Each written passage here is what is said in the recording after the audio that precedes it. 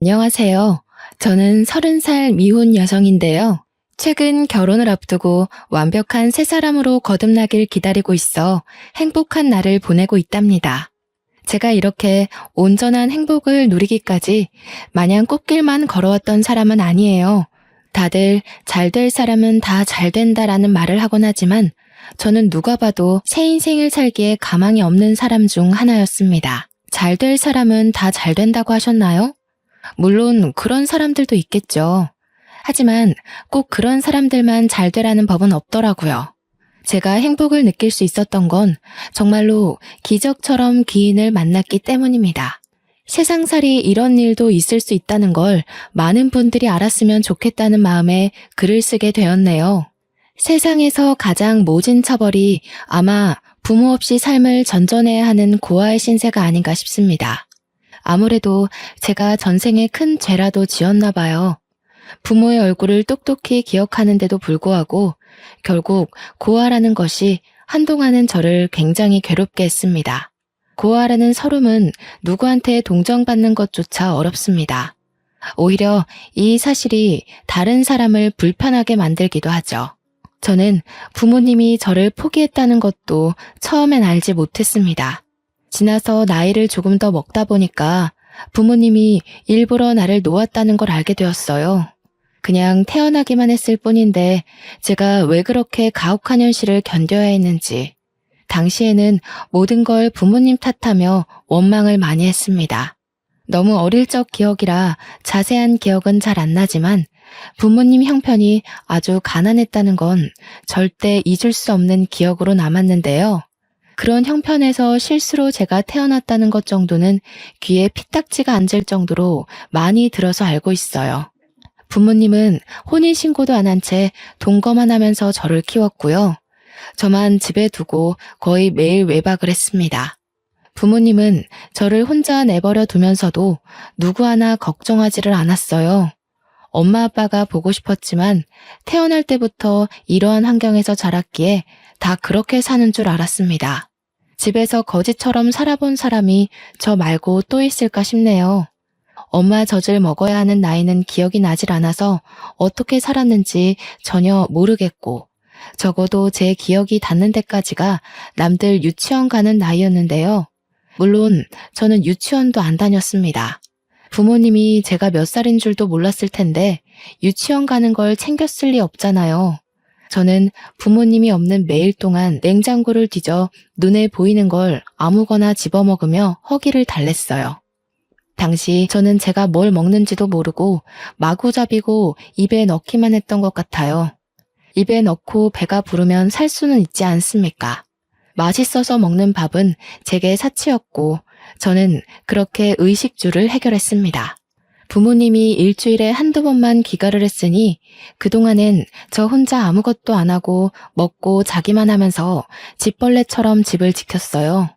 특히 부모님이 없을 때마다 한 번씩 모르는 아줌마가 찾아왔는데 어린 나이에는 그게 그렇게 무섭더라고요. 밖에서 나쁜 인사를 하며 문을 세게 두들기는 사람은 다름 아닌 집주인 아줌마였습니다.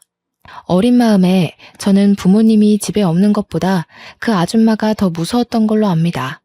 아줌마는 늘 저희 부모님의 돈을 떼먹으러 왔는데요. 지나고 나서 생각해보면 그건 돈을 떼어먹는 게 아니라 부모님이 관리비랑 방세를 안 내니까 독촉을 하는 거였어요. 집주인 아줌마도 피해자 입장에서 애가 타는 마음에 그렇게 악마처럼 무섭게 행동하셨던 거죠. 그래도 부모님이 두세 달 월세를 한 번에 내더라도 내긴 냈어요. 관리비도 그런 식으로 몰아서 냈고요. 저한테 일절 부모 노릇을 안 했기에 아마 제가 묵고 있는 집이라도 유지하는 게 그나마 자기 자식을 위한 최대의 자비였지 않나 생각이 듭니다. 그리고 그 방이 남들 발길 안 닿는 곳이라서 집을 내놓는다고 해도 팔리지도 않는 집이었을 겁니다. 그래서 집주인 아줌마도 우리 부모님을 닥달하면서 계속 내버려 두지 않았나 싶네요. 저는 태어난 이후 집 앞 말고는 바깥을 나가본 적이 없었고 초등학교도 못 가서 그렇게 집에만 있었습니다. 그러다 제 나이 10살이 되었을 때 부모님 둘 다 같이 집에 머문 적이 있는데요. 그날이 제겐 가장 기쁘고 또 가장 슬픈 날이기도 했습니다. 부모님이 케이크를 사들고 왔더라고요. 당시 제 눈에는 그게 그냥 예쁜 빵이었습니다. 당연히 생일을 챙겨주는 사람이 없었으니까 케이크가 생일 축하하기 위해 쓰이는 빵인지도 모르고 있었던 거죠. 부모님 말로는 빵이라고 하길래 되게 예쁘게 생겨서 신기하게 봤던 기억만 나네요. 그렇다고 그날이 제 생일은 아니었던 걸로 압니다. 저는 난생 처음으로 부모님과 같이 하는 밥을 먹었어요. 행복이라는 걸 잘 몰랐는데 그때 느낀 즐거움이 행복이었던 것 같기도 해요. 부모님은 한 번씩 싸울랑말랑 아슬한 대화를 나눴어도 그날만큼은 참으며 싸우지 않았습니다. 그리고 엄마가 제게 선물이라면서 상자 하나를 주었는데요. 뚜껑 열고 닫는 휴대폰이었어요. 다정아, 휴대폰 알지? 요즘은 세상이 위험해서 어린이들도 휴대폰을 꼭 들고 있어야 돼. 위험한 일이 생기면 누구한테든 연락해야 하니깐. 저는 휴대폰이라는 것 자체에 이미 흥분을 해버려 저를 향한 부모님들의 미묘한 시선은 느끼지 못했습니다. 아마 부모님 둘이서 저만 모르는 시그널을 주고받았었겠죠. 그 눈빛을 알아보는 나이였다면 지금보다 더 어렵게 제 몸을 건사시키지 않았을까 싶어요. 엄마는 제게 휴대폰 사용에 대해 설명을 자세히 해주었습니다. 그렇게 휴대폰을 향한 저의 호기심은 주위를 향한 눈을 죄다 닫게 만들었고 최고의 행복을 누리도록 했네요. 부모님이 어떤 의도로 이걸 제게 사주었는지는 까맣게 몰랐던 거예요. 마냥 설레는 마음으로 그날 밤새도록 휴대폰을 만졌던 기억이 납니다. 반지하인 집에서 한 번씩 집 밖에 나가 근처만 구경을 했던 적이 있었는데 그때 학교 다니는 애들이 휴대폰으로 게임하는 걸 봐서 저도 그걸 무척 해보고 싶었거든요. 게임을 찾는데도 참 오래 걸렸습니다. 저는 공부를 해본 적이 없는 아이기 때문에 글자를 모르잖아요. 대충 그림만 보고 밤새도록 하나를 다운받기 위해 고군분투했었어요. 그러다 언제 잤는지도 기억 안 날 만큼 새벽 늦게 까무룩 잠이 들었고 저는 그대로 고아가 되었습니다. 당시에는 말씀드렸다시피 바로 자각하지 못했어요. 엄마 아빠가 집에 안 들어오는 건 제게 너무 익숙한 사실이었거든요. 이젠 휴대폰이란 친구가 새로 생겼으니 글자랑 숫자와 씨름하며 놀기 바빴습니다. 그러나 부모님이 아무리 집에 안 오더라도 적어도 한 달에 두세 번은 왔는데 어느 순간부터 발길이 더 끊어졌다는 걸 알았죠. 그때만 해도 나중에 오겠지, 내일은 오겠지 하면서 사태의 심각성을 모르고 기다렸습니다. 더 이상 냉장고에서 꺼내 먹을 음식도 없었고 관리비랑 월세는 쌓이기만 할 뿐 해결되지 않았어요. 그렇게 체감상 반개월이 지났을 때쯤 누군가 집 문을 뜯는 소리가 났어요. 집에 혼자 있던 저는 놀라서 방문 뒤로 숨었는데 집주인 아줌마가 열쇠공을 부른 거였더군요. 세상에나, 집꼬라지가 이게 뭐야? 어이 꼬마야, 너희 부모님 어디 있니? 내가 더는 사정 못 봐준다. 그래도 두세 달에 월세 몰아서 내길래 젊은 부부가 어렵게 산다고 생각하고 이해해 주려고 했는데 6개월은 우리도 힘들어. 화가 난 집주인이 무서워서 저는 집주인 아줌마를 피해 그 집을 도망쳐 나왔습니다. 저는 그날로 집까지 잃은 고아가 된 거였죠. 옷도 잠옷밖에 없어서 엄마 가디건 걸친 게 다였어요. 신발도 부모님이 사준 적 없으니까 그나마 발이 작았던 엄마 슬리퍼를 신고 나왔네요. 그렇게 날이 지도록 빈민가를 돌아다녔던 저는 밤냄새 솔솔 나는 생선구이 가게를 발견하고 말았습니다. 아침에 집을 나와 저녁까지 돌아다녔으니 배가 고플만도 하잖아요. 한참 클라이니까 소화도 빨랐을 테고. 저는 맛있는 냄새가 나는 그 유혹을 지나치지 못하고 그곳 주위를 서성거렸습니다. 사람들이 들락날락하는 걸 한참 동안 눈치만 보다가 가게 문 닫을 시간에 슬금슬금 들어갔어요. 어이구 어쩐다니? 지금은 장사 끝났는데. 그런데 아가야, 설마 너 혼자 온 거니? 부모님은 어쩌고 이 추운 날씨에 그러고 왔어? 부모님 어디 있는지 몰라요. 근데 혹시 밥 비싸요? 이거 엄마가 비싼 거라고 했는데 먹을 거랑 바꾸면 안 될까요? 제가 너무 배고파서 그래요. 제가 그때 가게 아줌마한테 보여드린 건 휴대폰이었습니다. 엄마가 비싼 거니까 잃어버리면 안 된다고 했던 말을 기억해서 아줌마한테 돈 대신 주려고 했던 것 같아요. 그게 비싼 걸 쓸 리가 없을 텐데 말이죠. 아줌마는 두 손으로 그걸 내미는 저를 한참이나 바라보셨는데요.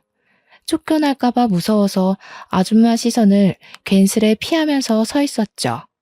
그런데 아줌마는 말없이 가게 문을 닫더니 저를 자리에 앉히곤 주방에 들어가더라고요. 뚝딱뚝딱 금세 무언가 두들기고 지지는 소리가 났습니다. 곧 쟁반에 따뜻한 밥과 함께 돌아오셨어요. 그때 먹은 고등어 구이를 제가 아직도 잊지 못합니다. 여전히 제게 세상에서 제일 맛있는 음식이 고등어이기도 하고요. 고등어 말고도 처음 먹어보는 반찬이 참 많았는데요.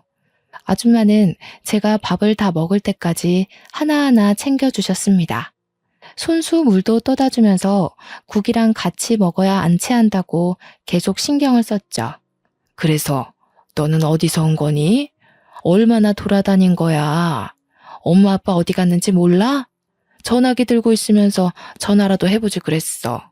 아줌마가 연락해 줄까? 엄마 아빠 전화번호 몰라요. 집에서 집주인 아줌마가 돈 내라고 무섭게 하는 바람에 도망쳐 나온 거예요. 나중에 다시 가보려고요. 저는 아줌마가 물어보는 질문에 하나같이 모른다고 대답하면서 제가 겪었던 일들을 말해주었습니다. 그러니 아줌마는 제가 처했던 상황을 단번에 눈치챘나 봐요. 저는 밥을 다 먹은 후 아줌마 손을 잡고서 경찰서로 갔습니다. 집에 데려다 주는 줄 알았는데 경찰서를 간 거라 좀 더 무서웠네요. 아줌마의 부탁으로 경찰은 저를 실종 신고하려고 제게 부모에 대해 물었지만 그때서야 저는 부모님 이름도 모른다는 걸 알게 되었어요.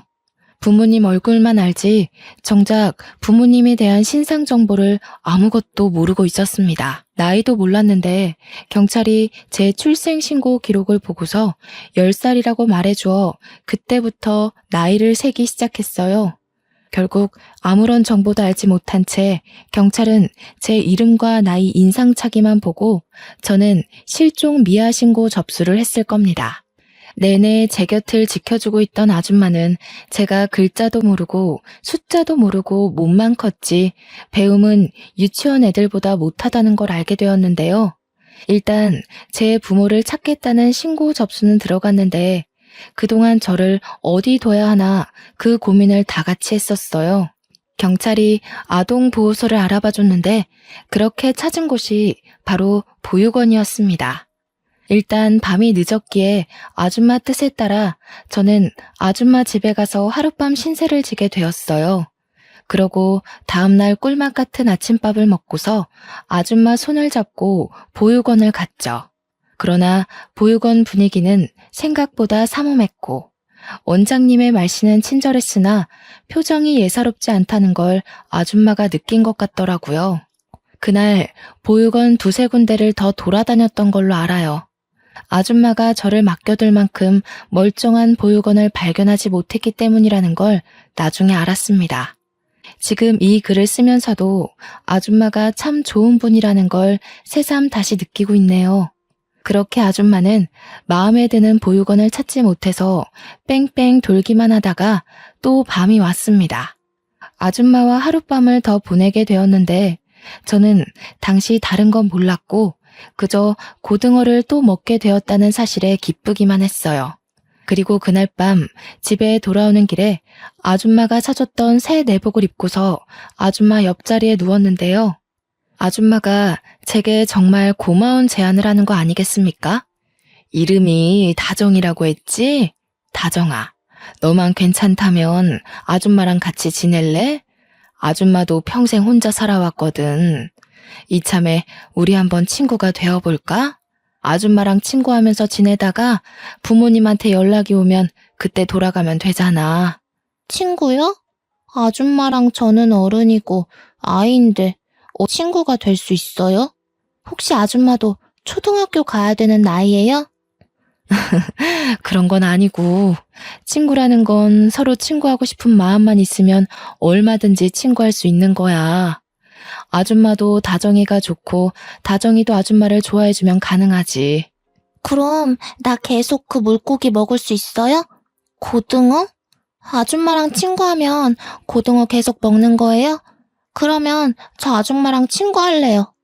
한참 어른과 어린 제가 친구를 한다는 게 당시에는 이해하기 어려웠지만 저는 그때 고등어를 또 먹을 수 있다는 생각 덕에 좋아라 했던 걸로 기억합니다. 그렇게 저는 아줌마 일을 도와가며 고등어도 매일 먹으면서 밥 부족하지 않게 잘 먹고 잘 자랐죠. 아줌마가 자비를 써서 제 학교까지 보내주었는데요. 제가 초등학교 입학 당시 너무 늦은 나이기도 했고 또 유치원 수준도 못 미칠 만큼 배운 게 없어서 결국 특별반 수업을 들어갔습니다. 장애인 친구들이 수업받는 곳이었는데 저 또한 인지 능력이 낮아서 수업 진도가 잘 맞았던 걸로 기억해요. 특별반 친구들은 저보다 어린애도 있었고 한두 살 많은 언니 오빠들도 있었는데요. 학교 다니는 게 그렇게 재미있는 건 줄 몰랐어요. 공부도 친구들과 노는 것도 또 급식 먹는 것도 제겐 하나같이 놀이나 다름없었을 만큼 즐거움을 얻었습니다. 집에 오면 아줌마가 제 공부와 숙제를 봐주기도 했어요. 아줌마가 저에게 가르쳐 줄 수 있는 지식까지는 계속 과외 선생님처럼 알려주고 가르쳐 주었습니다. 공부에 재미를 붙인 저는 정말 무섭게 배움을 습득했고 그렇게 중학교, 고등학교까지 아줌마의 뒷바라지를 받으며 다녔어요. 그때까지도 제 친부모에 대해서 경찰에선 연락조차 없었네요. 부모님을 만난 적도 없었다는 거예요. 하지만 상관이 없었습니다. 오히려 부모님이 절 찾는다면 그게 서운할 것 같았어요. 아줌마와 지내는 하루하루가 너무 재밌었거든요. 이전에 부모님 울타리 안에서 살았던 기억이 생생하게 남아 있었는데 그 지난날과 당시가 비교되면서 아줌마 곁을 벗어나고 싶지가 않았거든요. 아줌마가 가끔은 부모님 언급을 하면서 보고 싶지 않냐고 묻기도 했는데 저는 오히려 아줌마한테 부모님 얘기하지 말라고 툴툴거렸네요. 그때가 행복하지 않았다는 걸 제 몸이 본능적으로 기억하고 있는 거겠죠. 살다 보니까 아줌마는 왜 지금까지 혼자 살고 있는지 궁금할 때가 있었습니다. 한날은 같이 밥을 먹다가 질문을 참지 못하고 물어본 적 있었어요. 이 아줌마도 결혼할 뻔한 아저씨가 하나 있었지. 그런데 아저씨 집안이 아줌마를 너무 싫다고 해서 어쩔 수 없이 헤어졌어. 그 아저씨 말고는 마음에 드는 남자가 없었으니까 지금껏 혼자겠지? 아줌마 완전 순정파였네요. 젊을 때 만난 인연이면 되게 오래된 기억인데 그 아저씨 얼굴이 아직도 기억나요? 나는 내 부모 얼굴도 거의 다 까먹어버렸는데. 그럼 기억이 나지. 많이 좋아했었으니까. 이렇게 한 사람 오래 좋아하는 것도 참 할 짓이 못 돼. 차라리 여기저기 아무 남자나 만날 수 있는 그런 사람이라면 좋겠다, 나도. 네, 아줌마는 그런 거 안 어울려요. 그리고 그렇게 예쁜 사람들이 어디 좋은 사람인 줄 알아요? 여기저기 찔러보는 사람 치고 정직하고 올곧은 사람 없다는 것에 제 인생을 걸게요. 아줌마와 저는 아줌마가 처음 제안을 했던 것처럼 정말 친구로서 참 돈독한 사이가 되어갔습니다. 이건 가족을 넘어서 친구라고 정해야 하는 게 아줌마와 제 사이를 더 잘 설명할 길이라 확신합니다. 제가 고등학교까지 전교 7등으로 무사히 졸업을 마쳤는데 아줌마가 제 대학까지 보내주려고 등록금 얘기를 꺼내더라고요. 기다렸다는 듯이 말하면서 자기가 그동안 적금 모아둔 거 있다고 흔쾌히 저한테 주겠다는 거 있죠. 저한테 아낌없이 퍼주는 아줌마에게 너무 감사하면서도 동시에 받기만 하는 것 같아서 미안했습니다. 물론 대학 등록금은 정말 필요가 없었어요. 제가 수석으로 입학하는 덕에 장학금을 받고 다니게 되었거든요. 그 말을 해줬더니 아줌마가 정말 많이 기뻐하면서 자기 딸인 것 마냥 기특하다고 칭찬해주더군요. 나 아줌마 없었으면 이렇게 못 컸다는 거 알죠? 나 걷어줘서 정말 고마워요. 이젠 저도 어른 됐으니까 제가 다 갚아드릴게요. 시끄러워. 걷어주긴 무슨. 네가 다 늙은 나를 걷어준 거지. 어디서 내가 이런 보물 같은 친구를 얻었나 모르겠네. 아줌마야말로 다정이가 너무 잘 커져서 고마워. 아줌마는 여태까지 제게 해주었던 모든 걸 전혀 갚을 필요 없다면서 오히려 저더러 남 생각하지 말고 열심히 살아주기만 하라고 했습니다. 저는 아줌마가 이렇게 반응할 줄 알았어요. 제가 말로 하면 안 받을 걸 알기에 결국 저는 몸소 직접 실천하기로 마음먹었죠. 대학을 다니면서도 학교 내에서 근로생으로 알바를 했고 제가 들어오는 모든 돈을 쓰지도 않고 온전히 모았습니다. 물론 아줌마 몰래 모았던 돈이에요. 나름 명석 있는 대학에서 경영과를 졸업한 저는 대기업에 지원할 수 있는 능력이 되었지만 제가 선택한 길은 이번에 새로 성장해 가고 있는 신생 기업이었습니다. 왠지 모르게 그쪽 기업이 추구하는 방향과 제 가치관이 잘 맞는 느낌이었거든요. 계속 그곳으로 눈이 가길래 과감하게 지원서를 냈고 단번에 합격을 했죠. 친구들은 아직도 저보고 왜 대기업 갈 스펙으로 중소기업을 가냐면서 잔소리를 하곤 합니다. 취업을 하고 나서도 저는 급여를 차곡차곡 모았습니다. 처음에는 돈 모으는 목적이 딱히 없어서 이 돈을 모아 아줌마 노후가 편하도록 지원해줄 생각이었는데 모으다 보니까 목표가 달라지더라고요. 아줌마에게 꼭 해주고 싶은 선물이 따로 있었습니다. 저는 한동안 부동산을 돌아다니며 건물을 보고 다녔어요. 그러다 1층이 상가, 2층이 주택인 매물을 어렵게 찾아서 매입을 했죠. 아줌마 명의로 그 건물을 계약했습니다. 아주 자그마한 건물이었지만 그래도 당시 살고 있던 빈민촌보다는 제 직장과 가까워서 아줌마와 같이 사는 것이 좀 더 윤택해질 거라 생각이 들었어요.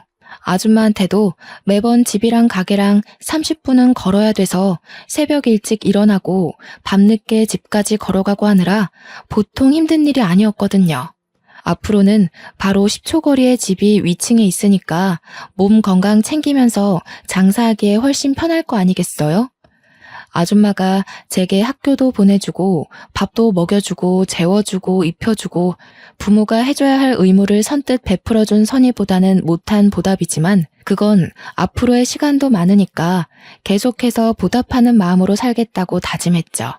저는 무작정 아줌마를 데리고 건물까지 갔어요.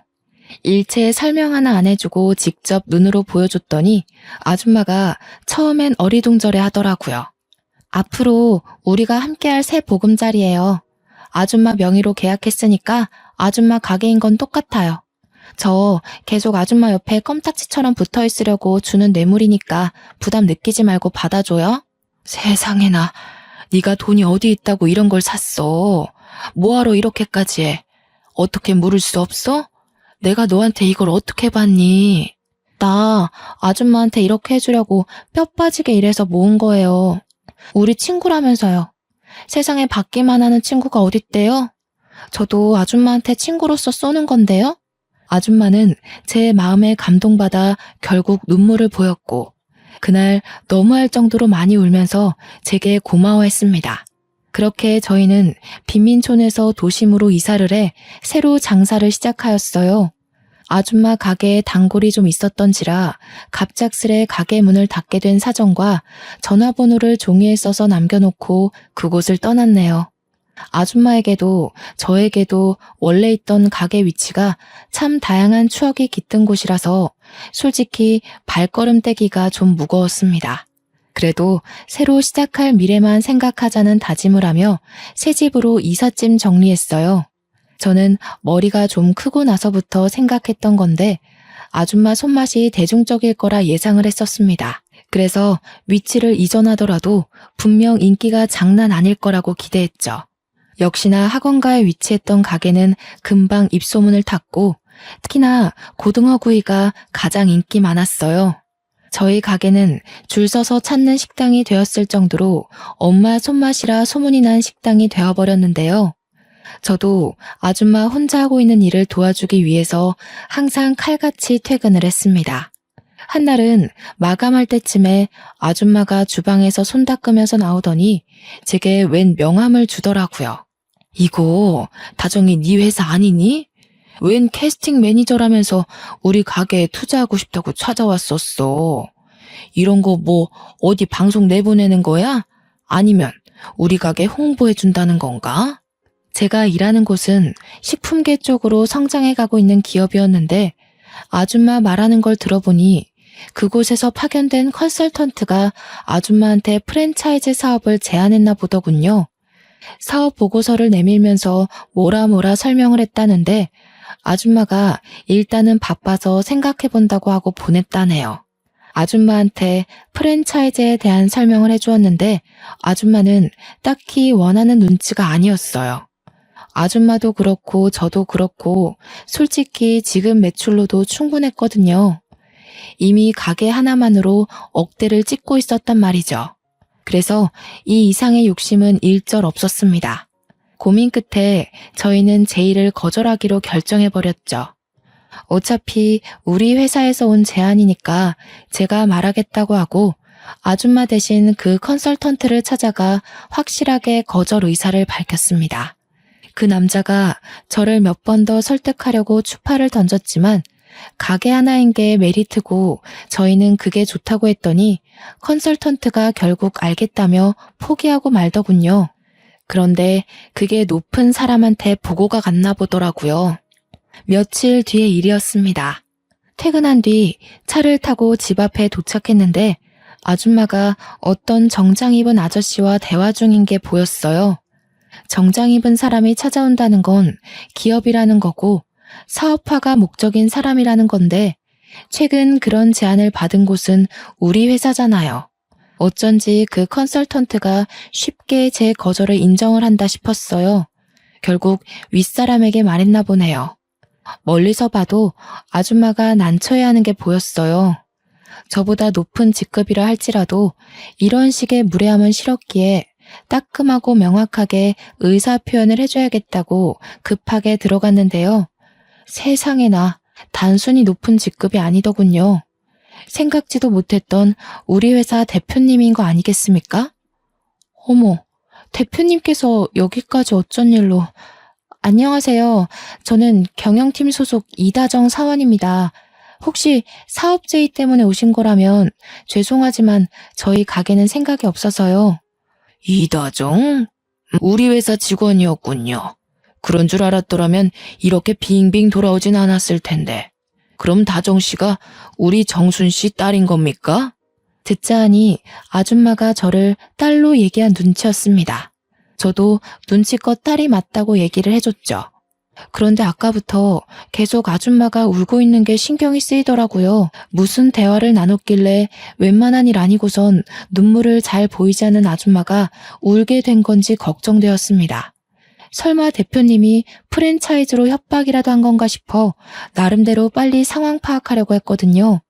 그런데 마음을 추스른 아줌마가 하는 말에 저는 감히 제가 나설 수 없는 상황이라는 걸 알아버렸지 뭡니까. 그만 돌아가요, 구용 씨. 나는 이제 우리 다정이랑 단란하게 사는 것만으로도 좋게요. 결혼 욕심은 진작에 다 털어버렸어요. 내 옆에는 우리 다정이만 있어주면 돼요. 알고 보니 프랜차이즈 문제가 아니었더군요. 우리 회사 대표님이 아줌마와 결혼할 뻔했다가 파토난 그 아저씨라는 거 아니겠어요? 그 사실을 눈치채고 나서부턴 무슨 반응을 보여야 할지 몰라서 벙어리처럼 서 있기만 했습니다. 가만히 듣고 있으니까 어느 정도 당시의 분위기가 파악되더라고요. 대표님이 여길 찾아온 건 프랜차이즈 때문이 맞으나 제가 나타나기 전까지 하고 있던 대화는 아줌마와의 재결합이었던 겁니다. 아줌마는 대표님의 결혼 제안을 거절하고 있는 상황이었던 거예요. 아줌마가 계속 대표님더러 가라고 밀고 부채니까 이젠 대표님이 저한테 부탁하기 시작하는데 이제 막 상황 파악한 저야말로 얼마나 난감했는 줄 아십니까? 다정 씨라고 했지요. 제가 우리 정순 씨 이대로 또 못 놓쳐서 그래요. 이젠 반대할 어른들도 없고 제가 정말 잘해줄 수 있는데 정순 씨가 다정 씨랑 있는 게 행복하다고 저를 거들떠도 안 보내요. 다정 씨가 어떻게 설득 좀 해주면 안 될까요? 내가 정말 크게 보상할게요. 저희 대표님은 원래부터 선한 아저씨라고 회사에서 소문이 자자한 사람이에요. 직원들 복지에 무엇보다 크게 신경 쓰는 사장이라고 젊은 세대로부터 입소문 제대로 타기 시작한 기업이거든요. 그렇게 많은 사람들의 존경받고 가진 것 많은 대단한 사람이 아줌마와 마찬가지로 한 사람을 잊지 못해 저한테 부탁을 하고 있는데 그 모습이 얼마나 절절하던지.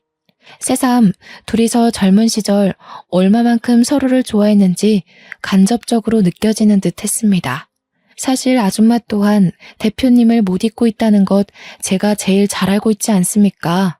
핑계로 대표님과의 인연을 끊어내려고 하는 듯한데 저는 그게 아줌마의 진심이 아니라는 걸 진작 눈치챘어요. 그냥 다가갈 용기가 없어서 매번 물러나기만 했던 마음이라서 저렇게 도망만 치려고 한다는 걸 충분히 알 수 있었다는 거죠. 그래서 제가 어찌했겠습니까? 일단 대표님을 먼저 설득해서 집으로 보낸 뒤에 며칠간 아줌마를 나무라며 강하게 설득을 했습니다. 됐다니깐 그러네. 다 늙은 마당에 무슨 부귀영화를 누리겠다고 결혼을 해. 나는 말했다시피 지금 너랑 둘이 이렇게 지내는 게 훨씬 좋아. 남자고 뭐고 다 필요 없어. 아줌마가 뭘 모르네. 서로 좋아해서 결혼까지 가는 거 생각보다 힘든 일이야. 결혼이 그렇게 쓸모없는 거면 나도 결혼하지 마? 나도 아줌마랑 둘이 사는 게 좋은데 우리 둘 다 결혼하지 말고 평생 친구만 할까? 너는 나랑 다르지. 너는 한참 젊잖아. 젊을 땐 일부러 나쁜 사랑도 해보고 하는 거야. 나는 이미 끝났어. 얼마 남지 않은 세월 그냥 조용히 있다가 가는 게 소원이야. 나는 아줌마가 대표님이랑 결혼하면 행복할 거라는 걸 알아. 아줌마가 대표님 얘기할 때마다 소녀처럼 웃는 걸 봤는데 누구 눈을 속이려고 그래? 나한테 솔직한 사람이 되라면서 왜 아줌마는 자꾸 자기 마음을 모른 척한대? 결혼이 뭐 대단한 거야? 살아보고 아니면 끝내더라도 기회가 왔을 때 좋아하는 사람이랑 같은 길은 걸어봐야지. 매일 밤 아줌마를 설득하느라 온갖 좋은 말을 꺼낸다고 에너지 소비를 좀 많이 했네요. 그래도 제 노력이 단단하게 닫혀있던 아줌마의 마음의 문을 여는데 용기를 심어줬나 봅니다. 덕분에 아줌마랑 대표님이 대표님 사무실에서 재회를 했고 그날 뒤로 아줌마 손가락에는 청혼 반지가 끼워져 있었습니다. 아줌마는 그동안 마음을 숨겼던 게 신기했을 만큼 정말로 기뻐했어요. 결혼 날짜를 잡고 결혼 준비를 하는데 제게 마냥 엄마 같기만 하던 아줌마가 그렇게 여자처럼 사랑스러워 보일 수 있다는 걸 처음 알았습니다. 아줌마와 긴 시간을 함께 했다고 생각했는데 대표님이 나타나고부턴 제가 몰랐던 부분이 많다는 걸 느꼈어요. 행복해하는 아줌마를 보면서 저 또한 기쁘다가도 문득 오묘한 감정이 들더라고요. 아줌마랑 평생 같이 살 거라고 생각했고 한 번도 헤어짐 있을 거라고 상상한 적이 없었는데 막상 저보다 아줌마한테 더한 행복을 줄 수 있는 사람이 나타났다 보니까 제가 아줌마를 놓아주는 게 축복해주는 거란 생각이 들었어요. 그게 참 이상하게도 씁쓸했습니다. 사실 저와 아줌마의 관계는 언제든지 깨져도 이상할 게 없는 사이잖아요. 올 것이 왔다고 생각하는 게 당시에는 저를 위로하는 합리화였던 것 같네요. 두 분의 결혼은 저한테도 기쁨이었고 저는 그렇게 혼자 미리 마음을 정리하기로 했습니다. 휴대전화라는 것이 참 좋지 않습니까? 연락만 하면 아줌마와 언제든지 만날 수 있으니까 그렇게 위안을 삼았어요. 그런데 신혼여행을 다녀온 아줌마와 대표님이 회사로 출근하더니 사무실로 저를 바로 호출하더라고요. 아줌마한테서 사적인 방법으로 전화가 왔길래 대표님 사무실을 찾아가 봤습니다. 직원이 되고도 대표님 사무실은 방문해 볼 일이 없어서 처음 가보는 거였어요. 들어갔더니 대표님과 아줌마 그리고 웬 젊은 남자까지 함께 앉아 있더군요. 그 남자의 얼굴이 좀 낯익었는데 알고 보니 아줌마한테 프랜차이즈 사업을 제안하러 찾아왔었던 그때 그 컨설턴트인 거 아니겠습니까? 오, 다정씨, 이리 와서 앉아요.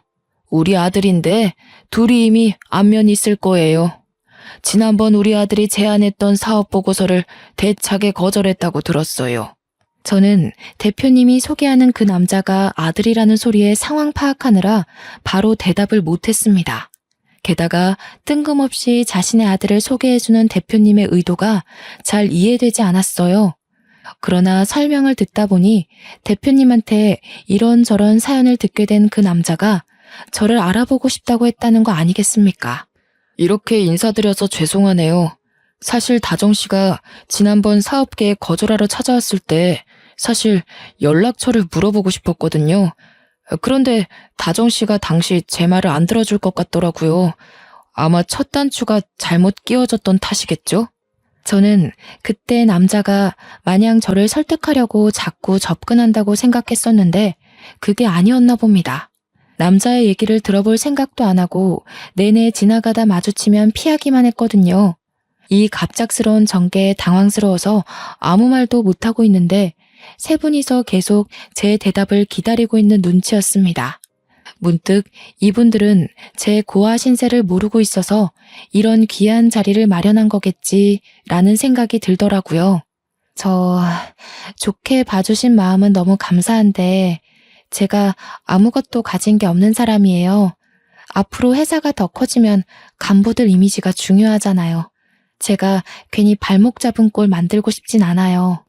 하지만 역시나 대표님은 소문대로 인품이 우수한 분이셨고 이미 아줌마에게 저와 같이 살게 된 스토리를 나누면서 자연스레 제가 어떤 사정이었는지 알고 계셨나 보더라고요. 내가 제일 싫어하는 부류가 어떤 사람인 줄 아십니까? 겉모습만 보고 그 사람의 모든 걸 매도하는 사람들이에요. 인사팀에다 신입 뽑을 때 최대한 유념해달라고 매년 부탁하고 있기도 하고요. 다정 씨 같은 인재를 출신만으로 놓친다면 그건 아마 그런 사람들이 실수를 하고 있는 게 아닌가 싶은데 대표님이 해주는 좋은 말씀에 저는 위로를 넘어서 스스로에 대한 자부심까지 생겼습니다. 항상 당당하게 살면서도 고아라는 처지 때문에 작아질 때가 어쩔 수 없이 있었거든요. 그런데 결국 그건 내 잘못이 아니고 나를 바라보는 타인의 시선이 잘못된 것이란 걸 대표님을 통해서 확실히 인지하게 되었죠. 그렇게 저는 용기를 얻고 대표님 아들과 정식으로 연락처를 교환했습니다. 그 남자와 개인적으로 만나면서 마음을 키워가는데 대표님을 닮았는지 아들 되는 사람도 무척 너그럽더라고요. 생각하는 폭과 아량도 넓었습니다. 그렇게 이어져 온 인연이 얼떨결에 결혼까지 가게 된 겁니다. 그럼 관계가 어떻게 되겠습니까? 아줌마와 대표님이 결혼했으니 그 밑에 아들인 제 남편은 새엄마가 바로 우리 아줌마가 되는 거 아니겠어요? 그렇다면 저한테는 시모인 거잖아요. 무슨 이런 운명의 장난이 다 있단 말입니까? 사연 쓰느라 다시 과거를 정리하고 있는 이 시점에도 웃음이 막 나오네요. 저와 남편은 시댁으로 들어가 살게 되었는데 덕분에 아줌마와 한 지붕 아래 가족이 되었지 뭐예요? 제게 친구였던 아줌마를 어머님이라고 부르며 평생 한 식구가 된 거예요. 말로만 식구라고 노래 부르는 것 말고 서류상으로 정말 가족이 되니까 이게 또 기분이 남다르더라고요. 아마 저와 아줌마가 세상에서 가장 친한 시모와 며느리 사이가 아닌가 싶습니다. 솔직히 단연 1등이라고 자부할 수 있어요. 그리고 저와 시모가 원래 살던 곳은 시모가 장사일을 계속하고 싶다고 해서 2층 주택까지 식당으로 싹 다 리모델링하여 1층, 2층 넓게 장사 중입니다. 저와 남편은 퇴근하고 와서 나란히 시모의 일을 도와요. 이렇게 시댁을 만나기까지 가족이란 정이 이 정도로 든든한 건지 몰랐습니다. 가족이 있다는 것만으로도 세상의 무게가 조금은 가볍게 느껴지더라고요. 유년 시절을 어렵게 보낸 제가 감히 이런 귀한 가족을 다시 얻게 되리라 기대조차 하지 못했거든요. 고아라는 운명을 받았으니 제게 주어지는 많은 차별과 시선은 어쩔 수 없는 숙명이라고 여기며 살려고 했는데 참 인생살이 신기하지 않습니까?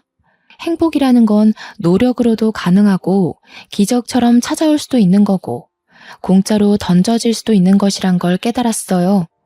또 누구한테나 조건 없이 들이닥칠 수 있다는 것도 알게 되었고요. 참, 이건 나중에 들어서 알게 된 사실인데 저의 친부모가 여태 연락이 없었던 이유를 최근에 전화온 경찰한테 들었어요. 사실 친부모는 도박에 중독이 된 사람들이더라고요. 돈이 없으니 여기저기 꿔간 돈을 갚지도 않고 도박에 탕진하고 피해자들한테 신고를 왕창 받는 바람에 징역살이 중이라는 겁니다. 그동안 수십 번 신분 세탁을 하면서 여러 사람에게 사기치고 다녔대요. 법적으로 빠져나갈 구멍이 없어서 한 5년 동안은 징역살이 확정이라고 하네요. 생각지도 못한 친부모의 존재를 얼떨결에 듣게 되었지만 제 마음이 이미 친부모한테서 떠나버린 탓에 그리 큰 타격은 아니었습니다. 다만 혹시라도 친부모 꼬리표를 떼지 못한 그들이 제 앞길에 나타나는 일이 생길까봐 그건 좀 두렵네요. 만약 나중에 제가 더 성공하고 나서 핏줄 연연하며 키워준 값 내놓으라고 찾아온다면 그 때문에 우리 가족한테 피해가 간다면 죽을 때까지 용서 안 하고 복수를 해줄 겁니다. 제 인생 여기까지 오는데 너무 아슬아슬하고 기구했는데요. 사람은 조건 없이 누구나 행복할 기회가 있다는 걸 알게 해준 시댁이 정말 감사할 따름입니다. 누가 뭐래도 제 인생의 가장 큰 은인이고 잊지 못할 사람은 당연히 시모이지 않습니까? 저는 아직도 시모에게 못다 갚은 은혜를 보답하는 중이고 여전히 예전처럼 엄마 딸로 지내고 있답니다. 그리고 다음 달이면 저와 남편이 정식으로 부부가 되는 날이에요. 시부가 정말 예쁜 식장을 큰돈 들여서 대여해 주셨습니다. 야외는 아닌데 야외처럼 하늘이 활짝 보이는 식장이었어요. 그 식장을 보러 가서 남편과 장난삼아 단상까지 걸어가는데 문득 많은 생각이 들더라고요. 정말 많이 외로웠고 아팠을 어린 시절 저에게 고생했다고 버텨줘서 고맙다고 수없이 말을 했습니다. 다음 달에 올 결혼식은 저에게 큰 기억으로 남을 것 같아요. 생일도 한번 챙겨본 적 없던 제가 태어나서 처음으로 사람들에게 가장 큰 축복을 받는 날일 거잖아요. 상상만 해도 심장이 두근거리고 긴장이 되는 거 있죠? 단언컨대 그날 화장 지워지도록 눈물을 흘리지 않을까 싶습니다. 저더러 태어나줘서 고맙다고 얘기하는 남편이랑 시댁 식구와 이대로 영원히 행복했으면 좋겠어요. 저는 인생의 비탈길을 좀 빨리 걸었다고 생각하렵니다. 앞으론 평평한 아스팔트 길을 부드럽게 달릴 기대만 하면서 이 글을 마무리하겠습니다. 긴 글 감상해 주셔서 너무 감사드리고 늘 행복하시길 바래요.